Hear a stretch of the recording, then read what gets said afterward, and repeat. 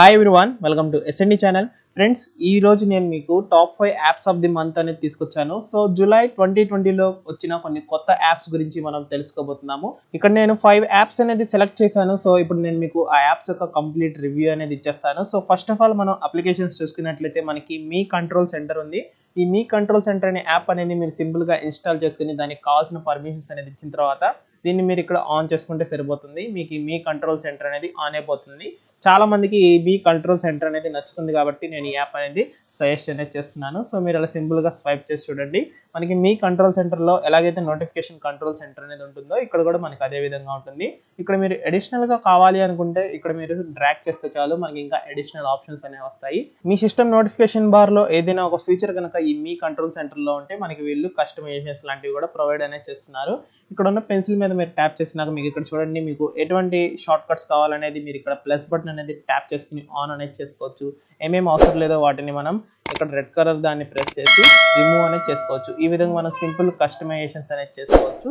ఇలా చేసిన తర్వాత మీరు చూసినట్లయితే మీరు యాడ్ చేసినవన్నీ ఇక్కడికి వచ్చేస్తాయి. ఈ విధంగా మనకి ఈ మీ కంట్రోల్ సెంటర్ అనేది ఉపయోగపడుతుంది.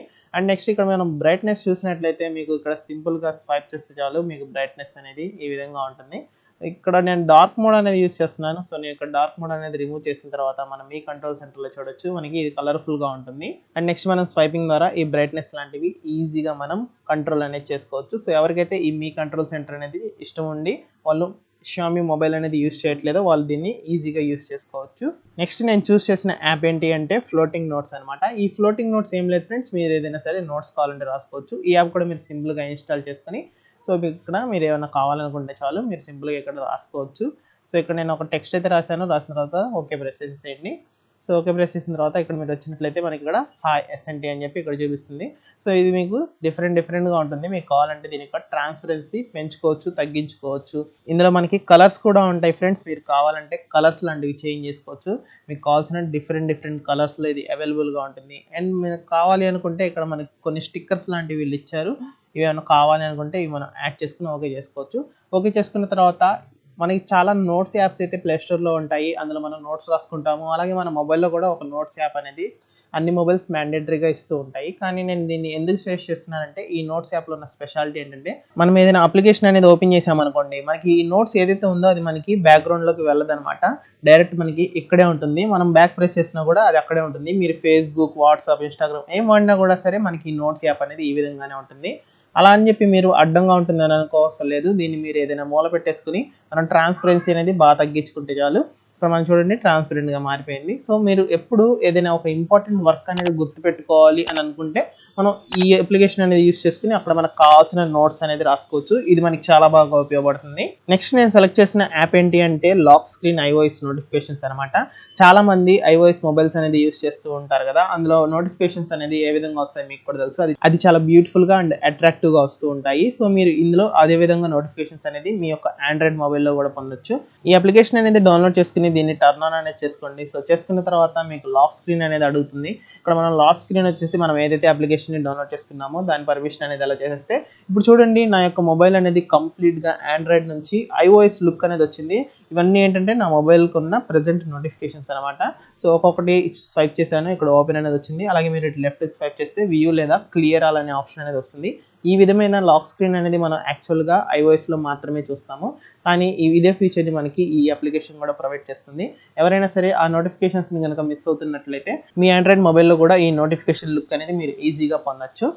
నెక్స్ట్ ఎవరైతే మొబైల్లో స్టోరేజ్ అనేది చాలా తగ్గిపోతుంది, మాకు స్టోరేజ్ సరిగ్గా రావట్లేదు అని ఫీల్ అవుతూ ఉంటారో సో వాళ్ళ కోసం ఒక మంచి యాప్ అనేది తీసుకొచ్చాను. ఈ అప్లికేషన్ కనుక మీరు డౌన్లోడ్ చేసుకున్నట్లయితే మీరు ఇక్కడ క్లీన్ అనే ఆప్షన్ యూస్ చేసి మీ యొక్క కేష్ మెమరీని ఈజీగా క్లీన్ అనేది చేసుకోవచ్చు.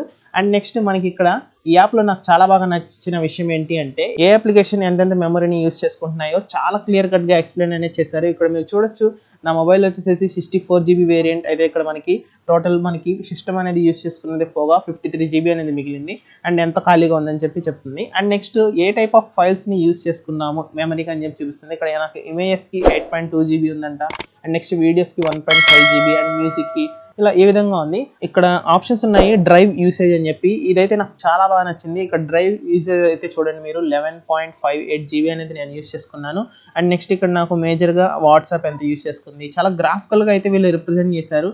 సో ఇప్పుడు నేను ఏం చేస్తానంటే పక్కన ఉన్న ఏదైనా ఒక గ్రాఫ్ ఉంది కదా, ఆ కట్ మీద క్లిక్ చేస్తాను. సో అక్కడ క్లిక్ చేస్తే అక్కడ ఏం యూస్ చేసుకున్నా అనేది చూపిస్తుంది అండ్ నాకు అక్కడ కెమెరా అనేది యూస్ చేసుకుంది. అండ్ నెక్స్ట్ మీకు ఇంకా డీప్గా సెర్చ్ చేసుకోవాలనుకుంటే కింద ఉన్న వాటిని క్లిక్ చేసుకుంటే చాలు, మీకు ఏవేవి ఎంత మెమరీ యూస్ చేసుకున్నాయో కూడా ఇన్ డీటెయిల్గా ఇంకా మీకు చూపిస్తూ ఉంటుంది.